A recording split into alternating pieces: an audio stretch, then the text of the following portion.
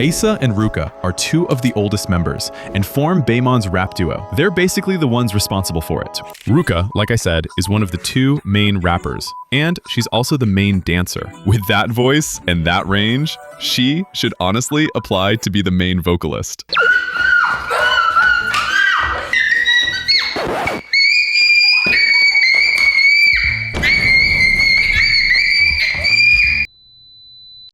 After Ruka was on an old Japanese mountain, she learned the martial art of baseball from Sensei Grandmaster Negan. To know me. Psych! Easy peasy. Lemon squeezy. 짜잔. She was supposed to join the Shibu 3 project, but one night, a spirit appeared to her and told her destiny: to bully a Minecraft character who had accidentally wandered into our earthly world. Legends say that an isekai god accidentally incarnated the concept of a perfect smile into Ruka. Oh, yeah. MBTI is CUTE. When Ruka stops being herself as fake Maknae, her spirit animal comes alive. Ruka thinks that out of all the Babymonster members, she would most likely date Rora, so now it's Rora's turn. Poe ordered his favorite chocolate ice cream, but the orders got switched, and he died from eating the awful mint chocolate.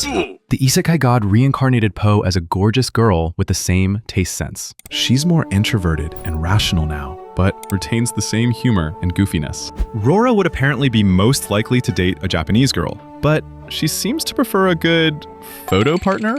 Weird kink. She prefers YouTube over TikTok. She has a younger brother named Lee Kang-in, who disguises himself as a 24-year-old and plays football for PSG.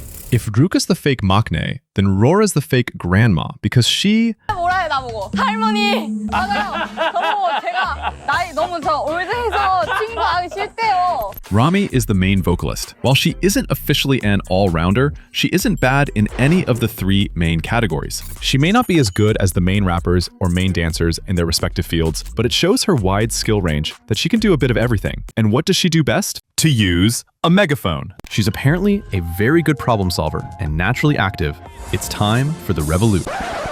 Okay, today we'll skip the politics, for once. Rami herself says that she wasn't that talented before, but everyone knows she's a workaholic, works very hard, and her development is undeniable. I'm not sure if there's a causality between her ambition and her health, but we'll end this member segment not with humor, instead with a sincerely wished get well soon. Of course, YG didn't give Babymonster just one main rapper, they've got two. Asa loves a bunch of anime, like Spy Family, which fits since she also likes playing a fake doctor. If Asa were a doctor, she would... Fight the power! Fight the power! Fight the power! We got to fight the power that beats! She changes her personality more often than her underwear. So if Pseudo Harem ever gets a J-drama, you know who should play Rin Nanakura. At some point, it was claimed that Asa can cook well, which is true, at least when she's not clumsy. She's also a top visual with outfits that really stand out. So props to whoever styles her. When Asa goes shopping or eats out, she prefers to do it with Pharita, whom she would also most likely date. Pharita wishes she could go shopping with Ruka more often. Apparently, Ruka usually doesn't want to because... 나 방에 혼자 있기 좋아서. Pharita, one of the two Thai members, and yep, both of them have insanely long surnames. Fun fact, the family name of my mother has the unusual distinction of just 2 syllables. Not much for a Thai surname. She's the only left-hander in Babymonster. Pharita also feels awkward or nervous around cameras, which is sometimes noticeable and rather unusual for someone with such beauty. On stage, she's this perfect mix of cute and diva, totally fitting the Babymonster vibe and concept perfectly. It's her own unique charm. And the last fact, which I think is the coolest, she hates sand and beaches because they make her feel, and I totally feel that. I hate sand on my feet and always try to get rid of it as best I can when I'm at the beach. While we're on the topic of me, I hate tomatoes. Not the flavor, just the consistency. Same with our Maknae Chiquita. I'm really sorry. Well, hey, I'm really sorry too. though she seems to hate veggies in general. Chiquita's like a tiny cuddle cat. She loves wetting the lips of the other members, and when she can't snuggle with humans, she goes for her plushies. If Chiquita could date any member, she would date ahyeon. Vocal, dance, and rap. People criticize everywhere, but the fact is, she's talented in everything. If anyone is the most consistent and skilled across these three main areas, it's ahyeon. If anyone's an all-rounder, it's ahyeon. ahyeon gets the most hate, but also the most love. But if we leave out the toxic hate and don't glorify her too much, it should still be clear to everyone that no one in Babymonster is as skilled and versatile as she is.